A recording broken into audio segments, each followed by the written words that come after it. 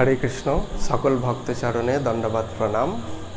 তো আসুন আমরা আজ আলোচনা করব শ্রীমান মহাপ্রভুর দাদা অর্থাৎ বিশ্বরূপ, তার কিছু চারিত্রিক গুণাবলী। কারণ শ্রীমান মহাপ্রভু এবং অর্থাৎ বিশ্বম্ভর এবং বিশ্বরূপ দুইজনই ভগবান, এক ভগবান দুই রূপ ধারণ করে জগতে প্রকাশিত হয়েছেন। তাহলে দুই ভগবানই আমাদেরকে শেখানোর জন্য এই পৃথিবীতে অবতীর্ণ হয়েছেন, শেখাতে এসেছেন আমাদেরকে, তাই তো?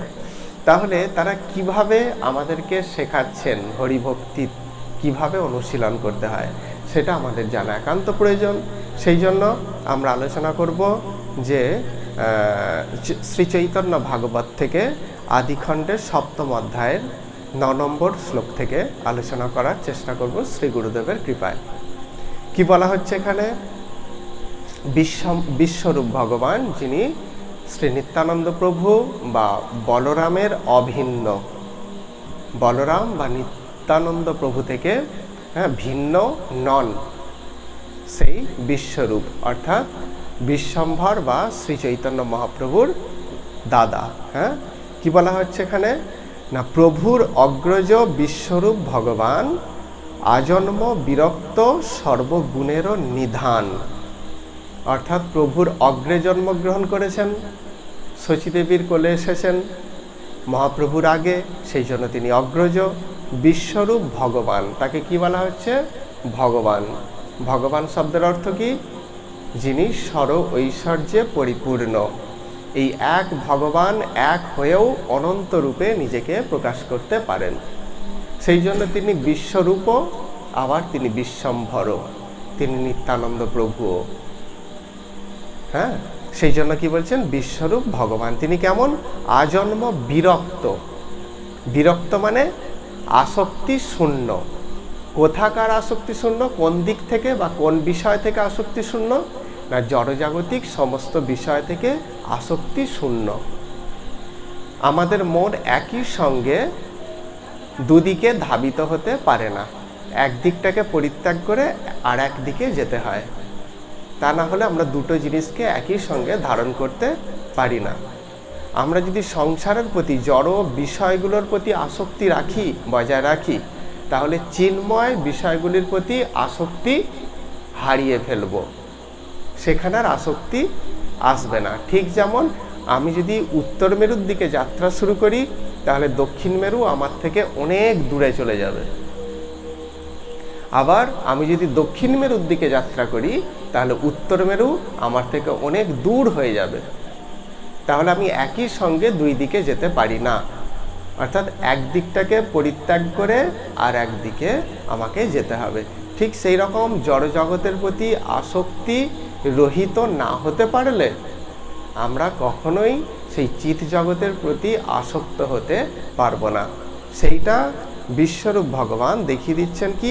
আজন্ম বিরক্ত, অর্থাৎ সংসারের যে জড়জাগতিক ভোগবিলাস বা ভোগ বাসনা, সেগুলোর প্রতি সম্পূর্ণভাবে আসক্তি শূন্য তিনি। সেইগুলো ভোগ করতে হয় করি, থাকতে হয় থাকি, কিন্তু সেই জিনিসগুলোর প্রতি স্পৃহা নেই। এটাই হচ্ছে আসক্তি শূন্যতা। সেই জন্য বলছেন আজন্ম বিরক্ত আর কি সর্বগুণের নিধান। সমস্ত গুণের নিধান মানে আশ্রয়, তার মধ্যে সমস্ত গুণ যেন বিদ্যমান। অর্থাৎ কৃষ্ণ ভক্তের কেমন হওয়া উচিত? তাকে গুণ অর্জন করতে হয়। গুণ অর্জন না করে আমরা শুধু দোষকে আশ্রয় করে আমরা থাকতে পারি না। এই সংসারে আসা মাত্রই কি হয়? না, আমরা মায়ার কবলে পড়ে আমরা কি হয়ে যাই? সম্পূর্ণভাবে মলিন দশা প্রাপ্ত হই। ঠিক যেমন একটা শ্বেত শুভ্র বস্ত্র, সেটা ফাঁকা জায়গায় দীর্ঘদিন ধরে রেখে দেওয়ার পর কি হয়ে যায়? না, তার মধ্যে ধুলো জমতে থাকে। তাহলে তাকে কি করতে হয়? তাকে পরিষ্কার করে দিতে হয় বা পরিষ্কার জায়গায় রেখে দিতে হয়, কাঁচের আলমারিতে। তাহলে ধুলো তাকে নোংরা করতে পারে না বা মলিন করতে পারে না। ঠিক সেই রকম আমরা এই জড়জগতে আসা মাত্রই জড়জগতের যে 3 গুণ, তার দ্বারা আমরা কি হয়ে যাই না কলুষিত হয়ে যাই। আমাদের কর্তব্য কি? সেই নিজেকে কলুষতা থেকে মুক্ত করা, এটাই হচ্ছে আমাদের উচিত। সেই জন্য আমাদের কি করতে হয় না ভগবানের ভক্তদের গুণগুলোকে আলোচনা করে সেই গুণগুলোকে আমাদের মধ্যে সংগ্রহ করার চেষ্টা করতে হয়। ভগবান শ্রীকৃষ্ণ গীতার 12 অধ্যায়ে কি বলছেন? কোন ভক্ত আমার প্রিয়? শুধু আমার মতো তিলকটা সেবা করতে পারলে আর কণ্ঠিটা ধারণ করতে পারলেই কি সেই ভক্ত প্রিয় ভগবানের? একবারও কিন্তু ভগবান সেই কথা বলেননি। কি বলেছেন? অনেক কিছু কথা বলেছেন, এই রকম ভক্ত আমার ভীষণ প্রিয়। তাহলে আমাদের সেই 12 অধ্যায়কে বারবার পঠন করতে হবে, করে ভগবানের কাছে প্রার্থনা করতে হবে যে হে প্রভু, আমি তোমার সেই রকম প্রিয় ভক্ত হতে চাই, আমাকে সেই সমস্ত গুণগুলো প্রদান করো। তাহলে কি হবে? আমাদের যদি আন্তরিকতা থাকে সেই জিনিসগুলো প্রাপ্ত হওয়ার, তাহলে অবশ্যই কিন্তু ভগবান আমাদেরকে সেইগুলো প্রদান করবেন অবশ্যই। সেই জন্য এখানে বলছেন যে আজন্ম বিরক্ত সর্বগুণের নিধান, অর্থাৎ ভগবানের ভক্ত সমস্ত গুণের আশ্রয় বা নিধান হবেন। এখানে বিশ্বরূপ ভগবান ভক্ত নন, কিন্তু তিনি ভক্ত কেমন হন সেটা দেখানোর জন্য ভক্তের অভিনয় করছেন মাত্র। সেই জন্য তিনি তার সম্পর্কে বলা হচ্ছে সর্বগুণের নিধান তিনি। আর কি? সর্বশাস্ত্রে সবে বাখানেন বিষ্ণু ভক্তি, খণ্ডিতে তাহার ব্যাখ্যা নাহি কারো শক্তি। তিনি সর্বশাস্ত্রে পণ্ডিত, অর্থাৎ ভগবানের ভক্ত হতে গেলে যে সর্বশাস্ত্রে পণ্ডিত হতে হবে এমন নয়। শাস্ত্রের মূল বক্তব্য কি, শাস্ত্রের মূল কথাটা কি, সেটা আমাদেরকে জানতে হবে। শাস্ত্রের মূল কথা কি? আমরা যদি সমস্ত শাস্ত্রের সার করি, অর্থাৎ অনেক দুধ থেকে একটা সার বস্তু ক্ষীর হয়, ঠিক সেরকম সমস্ত শাস্ত্রের যদি সার করি তাহলে ভক্তি জগতে এটাই আমরা পাই বা পেয়ে থাকি বা অর্জন করার প্রচেষ্টা করতে থাকি। সেটা কি না ঈশ্বরের সন্তুষ্টি বিধানের জন্য কর্ম করা। এবার ঈশ্বর কিসে সন্তুষ্ট হন সেটা জানতে পারাটাই হচ্ছে কি সমস্ত শাস্ত্রের সার, সেটাকে উপলব্ধি করা। অর্থাৎ ঈশ্বর কিসে সন্তুষ্ট হন আমাদেরকে জানতে হবে। মহাপ্রভু নির্দেশ দিয়েছেন পরোপকার। ভারত ভূমিতে হইল মনুষ্য জন্ম যার, জন্ম সার্থক করি কর পর উপকার। অর্থাৎ ভগবান শ্রীকৃষ্ণ কিসে সন্তুষ্ট হন না পরোপকারে সন্তুষ্ট হন। এক জীব আর এক জীবের প্রতি হিংসা করবে না, এক জীব আর এক জীবকে কোনো রকমভাবে কষ্ট প্রদান করবে না, এক জীব অন্য জীবকে কোনো রকমভাবে তার অমঙ্গল কামনা করবে না, চিন্তা করবে না। কি করবে তার পরিবর্তে? এক জীব সদা সর্বদা অন্য জীবের মঙ্গল চিন্তা করবে। আমাদের মহাত্মারা সাধু সন্ন্যাসীরা তো সেটাই করেন। নিজেদের জীবনের আমাদের রূপ সনাতন গোস্বামী যারা আমাদের পূর্বতন আচার্য, তারা কি করেছেন? তাদের অগাধ অতুল ঐশ্বর্যকে পরিত্যাগ করে কি করেছেন? আমাদের জন্য জীবন উৎসর্গ করেছেন। এটাই হচ্ছে সর্বোৎকৃষ্ট পরোপকার। পরোপকার কি না জীব অন্ধকারে শুধু হোঁচট খাচ্ছে, এই সংসারে অন্ধকারেই তো আমরা হোঁচট খাই বেশি। ঠিক সেই রকম জীব কি করছে না অন্ধকারে হোঁচট খেতে খেতে তার পা পুরো ক্ষতবিক্ষত হয়ে যাচ্ছে, তার সামনে আলো ধরাটাই হচ্ছে পরোপকার। অর্থাৎ এখানে অন্ধকারটা কি আর আলোটা কি? অন্ধকার সেটাই, অন্ধকার হচ্ছে অজ্ঞানতা। আমরা অজ্ঞানতার মোহে এতটাই আবদ্ধ যে আমরা কোনটা ভালো কোনটা মন্দ সেটা স্থির করতে পারি না। তার ফলে কি হয় না আমরা বারবার হোঁচট খেতে থাকি, অর্থাৎ কষ্ট দুঃখ পেতে থাকি। কিন্তু একজন মহাত্মা কি করেন? আমাদের চোখের সামনে আলো ধরিয়ে দেন। কিসের আলো সেটা? জ্ঞানের আলো। নিজে আগে জ্ঞানের আলোয় আলোকিত হয়ে সমগ্র পৃথিবীর চোখে তিনি কি করে দেওয়ার চেষ্টা করেন না জ্ঞানের আলো জ্বালিয়ে দেওয়ার প্রয়াস করেন। এইটাই হচ্ছে কি? এটাই হচ্ছে সব থেকে বড় পরোপকার। আমার চোখের সামনে যখন আলো থাকবে আমি তো আর হোঁচট খাবো না। আমার চোখের সামনে যখন বা আমার চেতনায় যখন দিব্য জ্ঞানের আলো প্রজ্বলিত হবে, তখন আমি কিন্তু আর কখনোই অজ্ঞানজনিত কর্মে লিপ্ত হব না, আর তার ফলে আমাকে আর শাস্তিও পেতে হবে না। তাহলে এটাই হচ্ছে পরোপকার। শাস্ত্র পড়ার উদ্দেশ্যই হচ্ছে শাস্ত্রের সার বস্তু, অর্থাৎ বিষ্ণু বা কৃষ্ণের প্রীতিবিধান করা। আর বিষ্ণু বা কৃষ্ণ পরোপকারেই সব থেকে বেশি প্রীত হন। তাহলে এইটাই বলা হচ্ছে যে সর্বশাস্ত্রে সবে বাখানেন বিষ্ণু ভক্তি, অর্থাৎ বিষ্ণু ভক্তি শ্রেষ্ঠ, এটা তিনি প্রচার করতেন। কে? বিশ্বরূপ। তার এই তত্ত্বের কাছে বা যুক্তির কাছে কেউ পারতেন না, কেউ পারতেন না, কোনো পণ্ডিত পারতেন না। হ্যাঁ, অর্থাৎ বিষ্ণু ভক্তিই হচ্ছে শ্রেষ্ঠ। বিষ্ণু ভক্তি মানে বিষ্ণু বা কৃষ্ণের সন্তুষ্টি বিধান করা, আর তার সন্তুষ্টি বিধান করা মানে পরোপকার করা। পরোপকার মানে আর একটা আছে পরোপকার কথার মানে, অর্থাৎ শ্রেষ্ঠ উপকার। পর মানে শ্রেষ্ঠ, শ্রেষ্ঠ উপকার। এই শ্রেষ্ঠ উপকার কার করবে? আগে নিজের উপকার করো, তারপর সবার উপকার করবে। উপকারটা তাহলে কার করব? নিজের। আমাদের প্রভুপাদ ভক্তি সিদ্ধান্ত সরস্বতী মহারাজ তিনি কি বলছেন? তিনি বলছেন আগে প্রচার করো। কার কাছে? নিজের কাছে। নিজের কাছে প্রচার করো। যেই কথাটা তুমি 5 জনের সামনে বলবে বা তাদেরকে শিক্ষা দেবে, সেইটা তাদের কাছে একবার বলার আগে নিজের কাছে 10 বার প্রচার করো। নিজের চেতনা সেটা ধারণ করো। তাহলে নিজের চেতনা ধারণ করলে কি হবে? না নিজেকে উপকার করা হবে, অর্থাৎ নিজের উপকার হবে।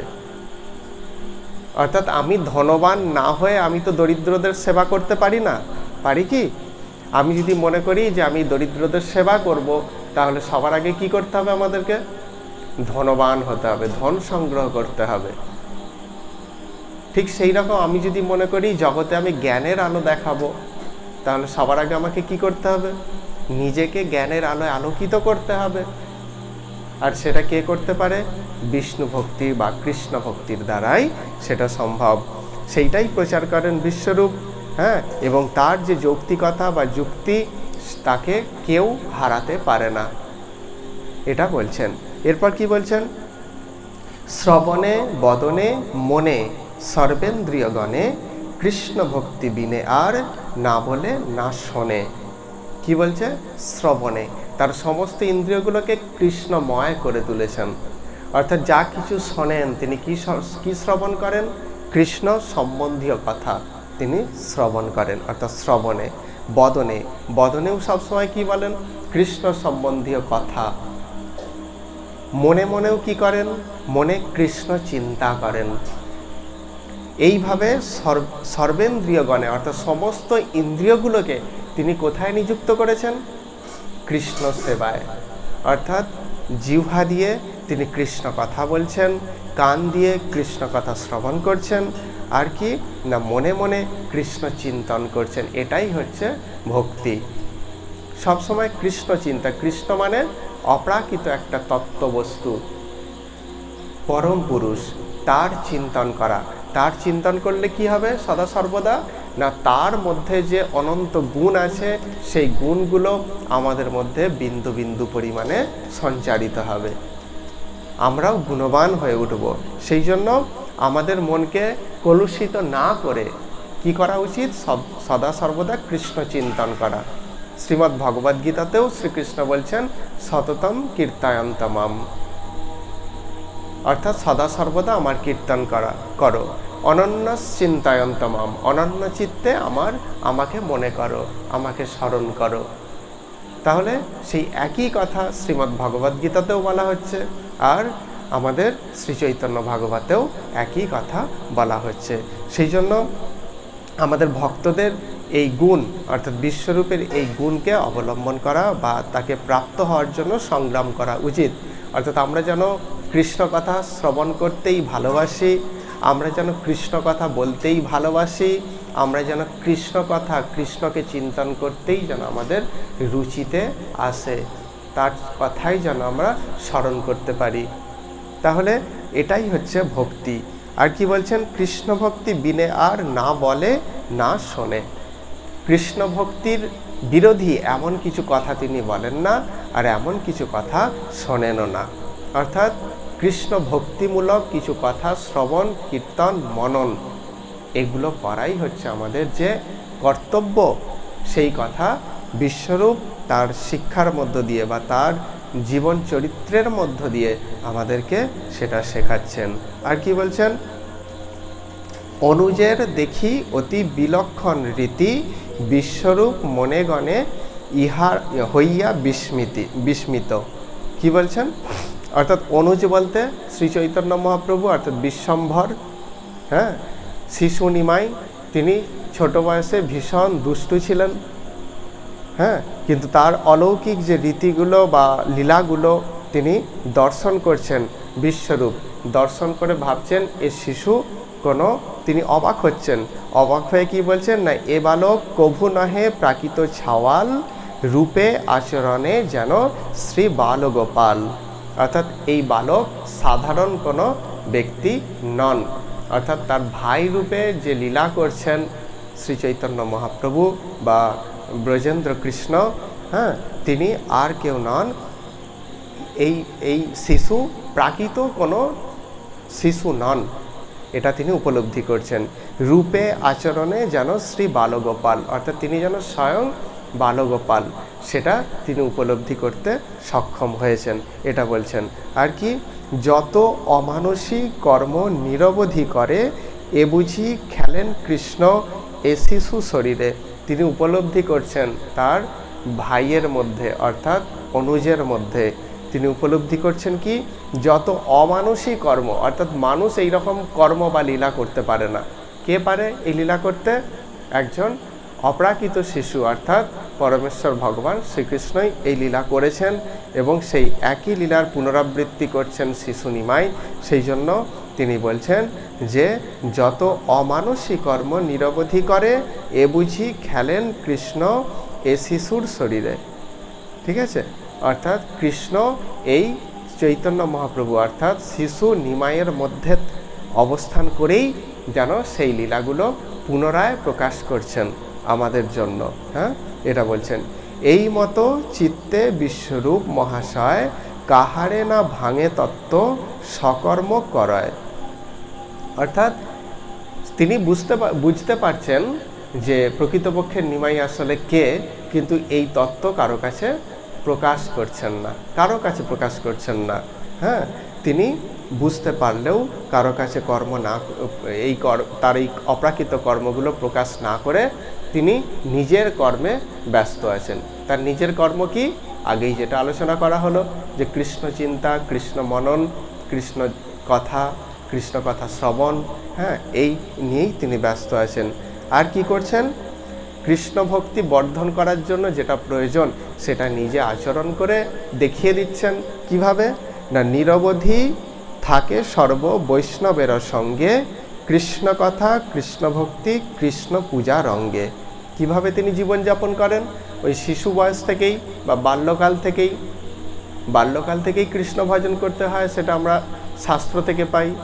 কৌমারো আচরিত প্রাজ্ঞ ধর্মান ভাগবতা নিহ, তাই তো? অর্থাৎ কুমার বয়স থেকেই প্রাজ্ঞ ব্যক্তিরা ভগবত ভজন করেন। কারণ কুমার বয়স থেকে ভগবত ভজন করলে কি হবে, আমরা অনেক বেশি পরিমাণে ভক্তি সংগ্রহ করতে পারবো। ঠিক যেমন একটা ছেলে যদি খুব কম বয়স থেকে রোজগার করতে আরম্ভ করে, তাহলে সে সারা জীবনে বেশি টাকা রোজগার করবে। আমি যদি 50 বছর থেকে যদি টাকা রোজগার করতে আরম্ভ করি, তাহলে নিশ্চয়ই সেই ছেলের কাছে আমি পেরে উঠতে পারবো না। ঠিক সেই রকম যে বাল্যকাল থেকে অর্থাৎ কুমার বয়স থেকে হরিভজন করলে কি হয়, তার ভক্তি সঞ্চয়ের পরিমাণটা অনেক হয়। আর আমরা এখানে কৃষ্ণ ভক্তি সংগ্রহ করার জন্যই আমরা এই দুর্লভ মনুষ্য জন্ম প্রাপ্ত হয়েছি। অর্থাৎ মহামায়া দেবী আমাদেরকে এই যে দুর্লভ মনুষ্য জন্ম প্রদান করেছেন, তার একটাই উদ্দেশ্য, কৃষ্ণ ভজন করে আমরা কৃষ্ণের কাছে ফিরে যাব। সেই জন্য আমাদের কর্তব্য কি না, বাল্যকাল থেকে কৃষ্ণ ভজন করা একান্ত কর্তব্য। সেটা তিনি দেখিয়ে দিচ্ছেন বাল্যকাল থেকে কিভাবে কি করছেন না, নিরবধি থাকে সর্ব বৈষ্ণবের সঙ্গে। তিনি কি করছেন? বৈষ্ণবের সঙ্গে, অর্থাৎ তার সঙ্গ কোথায়? সৎসঙ্গ। বৈষ্ণবদের সৎসঙ্গেই তার অবস্থান। সঙ্গের দ্বারাই আমাদের জীবনে অনেক কিছু হয়। সঙ্গই আমাদের মানসিকতা তৈরি করে, সঙ্গই আমাদের কর্ম করায়, ভালো কি খারাপ সেটা সঙ্গই আমাদের করায়। সঙ্গের ফলেই অনেক কিছু আমরা প্রাপ্ত হই, সেটা খারাপও হতে পারে, ভালো হতে পারে। সঙ্গটা কেমন তার উপর ভিত্তি করছে। যেমন পূর্ণিমার চাঁদের সংস্পর্শে যদি একটা সরোবর যদি পূর্ণিমার আলোর সংস্পর্শে আসে, তাহলে সেই সরোবরটা কি হয়ে যায়? সরোবরটা সোনার মতো ঝলমল করে ওঠে, সেই সরোবরের জল। আবার সেই সরোবরটাই যখন অমাবস্যার অন্ধকারের সংস্পর্শে আসে, সে কি হয়ে যায় না, আধার কালিমা লিপ্ত হয়ে যায়, সোনার মতো ঝলমল করে ওঠে না। তাহলে সঙ্গের একটা ভূমিকা আছে। তাহলে সঙ্গই আমাদেরকে কি করে? আমাদের অধঃপতন ঘটায়। আবার সঙ্গই আমাদেরকে ঊর্ধ্বলোক প্রাপ্ত করায়, অর্থাৎ কৃষ্ণ প্রাপ্তি করায়। তাহলে দুর্লভ মনুষ্য জন্ম প্রাপ্ত হয়ে আমাদের কর্তব্য কি না, সৎসঙ্গে নিজেকে স্থিত করা। আমরা যেন সৎসঙ্গে নিজেকে স্থির করতে পারি, এটাই উদ্দেশ্য। সেটা বিশ্বরূপ তার আচরণের মধ্য দিয়ে আমাদেরকে শিক্ষা দিচ্ছেন। সেখানে কি করছেন? বৈষ্ণবদের সঙ্গ করছেন। আর কি করছেন না, কৃষ্ণ কথা, কৃষ্ণ ভক্তি, কৃষ্ণ পূজার অঙ্গে, অর্থাৎ কৃষ্ণ কথা বলছেন। কৃষ্ণ কথা বলতে পারাটা একটা বিরাট বড় কাজ। কেন বলুন তো? সংসারে আমরা অনেক কথা বলতে পারি, অনেক কথা, সারাটা দিনে অনেক কথা বলতে পারি যেগুলো কৃষ্ণ সম্বন্ধীয় নয়। কিন্তু কৃষ্ণ কথা যিনি বলতে পারেন, তিনিই হচ্ছেন, তার কথাই হচ্ছে শ্রেষ্ঠ, এবং তার বাক শক্তিটা সার্থক। বাগদেবী যে তাকে বাক শক্তি দিয়েছেন, কথা বলার শক্তি, সেটা সার্থক। কৃষ্ণ কথা মানে আপনি যদি সারাটা দিন কৃষ্ণ কৃষ্ণ এই কথাটাও বলেন, তাহলে আপনার বাক শক্তিটা সার্থক। আপনি যদি কৃষ্ণ সম্বন্ধী অন্য কিছুও কথা বলেন, কৃষ্ণের লীলা বিষয়ক, রূপ বিষয়ক, গুণ বিষয়ক, যে কোনো, অর্থাৎ কৃষ্ণ বিষয়ক যে কোনো কথাই যদি আপনি বলতে থাকেন, তাহলে কি হবে? আপনার বাক শক্তিটা সার্থক হয়। সেই জন্য বিশ্বরূপ দেখাচ্ছেন আমাদের বাক শক্তিকে সার্থক করার জন্য তিনি কৃষ্ণ কথায় মত্ত, সদা সর্বদা কৃষ্ণ কথাই আলোচনা করেন, কৃষ্ণ সম্বন্ধীয় যে কথা। আর কি কর্ম করেন? কৃষ্ণ ভক্তিমূলক কর্ম। তার উদ্দেশ্যই হচ্ছে কৃষ্ণের প্রীতিবিধানের জন্য কর্ম করা। এই কাজটা করলে কৃষ্ণ প্রীত হবেন, সেই কাজ করছেন। এই কাজটা করলে কৃষ্ণ প্রীত হবেন না, সেই কাজ থেকে তিনি নিজেকে বিরত রাখছেন। এইভাবে তিনি জীবনযাপন করছেন। আর কৃষ্ণ পূজার অঙ্গে, অর্থাৎ তিনি কৃষ্ণ পূজা করছেন। অর্থাৎ জগতে আমরা জানি যে পূজ্য ব্যক্তিকে পূজা করতে হয়, তাই তো? যারা দেশপ্রেমিক তারা কবে এই পৃথিবীর মায়া পরিত্যাগ করে চলে গেছেন, কিন্তু আজও তারা পূজ্য আমাদের কাছে। যেই সমস্ত দেশপ্রেমিকগুলো আজ পূজ্য, যারা আজ পূজ্য, তারা যেই দিনকে জন্মগ্রহণ করেন সেই দিন আরও অনেকে জন্মগ্রহণ করেছিলেন, কিন্তু আমরা তাদেরকে পূজা করি না। কেন? কারণ তারা পূজা পাওয়ার যোগ্য, প্রাপ্ত হওয়ার মতো কোনো কর্ম করেননি। তাহলে যিনি জগতে পূজা পাওয়ার মতো কর্ম করেছেন, তিনি জগতে পূজ্য হতে পারেন। সেই ক্ষেত্রে সেই দেশপ্রেমিক বিপ্লবীরা আজও আমাদের কাছে পূজ্য। কিন্তু সবার ওপরে পূজ্যকে, সবার ওপরে পূজ্য হচ্ছে পরমেশ্বর ভগবান। অর্থাৎ এই জগতে যে যেইভাবেই পূজ্য হোক না কেন, তার মধ্যে একটা শক্তি থাকে। সেই শক্তির দ্বারা, বুদ্ধির দ্বারা, প্রতিভার দ্বারা সে পূজ্য হতে পারে। সেই শক্তিটা, বুদ্ধিটা কোথা থেকে এসেছে? তার উৎস কি? অহং সর্বস্ব প্রভব, অর্থাৎ আমি সমস্ত শক্তির উৎস। সেটাকে পরমেশ্বর ভগবান শ্রীকৃষ্ণ, তার কাছ থেকেই সমস্ত শক্তি এসেছে। তাহলে একজন বিপ্লবী তিনি দেশের জন্য অনেক কিছু কর্ম করেছেন। কার শক্তিতে শক্তিমান হয়ে? সেই কৃষ্ণের শক্তিতে শক্তিমান হয়ে। একজন ভালো ব্যক্তি তিনি ভীষণ ভালো কিছু কর্ম করেছেন। কার শক্তিতে শক্তিমান হয়ে? সে কৃষ্ণের কাছ থেকে শক্তিপ্রাপ্ত হয়ে। তাহলে সমস্ত শক্তির উৎসই তিনি। তাই সবাই পূজ্য হতে পারেন জগতে, কিন্তু পরম পূজ্য হচ্ছে কে? পরম পূজ্য হচ্ছেন ভগবান শ্রীকৃষ্ণ। সেই জন্য তার পূজা করা একান্ত প্রয়োজন। হ্যাঁ, তো ভগবানকে পূজা করতে হয় কোন কোন ফুলের দ্বারা আমরা যদি বলি, একদিন আলোচনা হয়েছিল, সেটা কি? সত্যের ফুল দিয়ে পূজা, অহিংসার ফুল দিয়ে পূজা, জ্ঞানের ফুল দিয়ে পূজা, ভক্তির ফুল দিয়ে পূজা, প্রেমের ফুল দিয়ে পূজা। এই ফুলগুলোই হচ্ছে ভগবানের সর্বশ্রেষ্ঠ প্রিয় ফুল। তাহলে এই জিনিসগুলো দ্বারা যদি আমরা ভগবানকে পূজা করতে পারি, তাহলে অবশ্যই ভগবান সব থেকে বেশি সন্তুষ্ট হবেন আমাদের প্রতি। তাহলে বিশ্বরূপ ভগবান কি দেখাচ্ছেন আমাদেরকে? কৃষ্ণ কথা বলে জীবনযাপন করো, কৃষ্ণ ভক্তি অনুশীলন করে জীবনযাপন করো, আর কৃষ্ণ পূজা করে এই মানব জীবনকে সার্থক করো। এইভাবেই নিজে আচরিয়া ধর্ম জীবকে শেখাচ্ছেন শ্রী চৈতন্য মহাপ্রভুর অগ্রজ, অর্থাৎ নিমাইয়ের অগ্রজ বা দাদা কে না? বিশ্বরূপ। এই তার যে গুণ, সেগুলো যেন আমরা খেয়াল রাখতে পারি, বা তার আচরণ যেন আমরা তাকে যেন অনুসরণ করতে পারি, এই আশীর্বাদ কামনা করেই আজকের পাঠ বিশ্রাম দেব। ঠিক আছে? হরে কৃষ্ণ। সকলকে দণ্ডবাদ প্রণাম। বাঞ্ছাকল্পতরুভ্যশ্চ কৃপা সিন্ধুভ্য এব চ পতিতানাং পাবনেভ্যঃ বৈষ্ণবেভ্যঃ নমো নমঃ।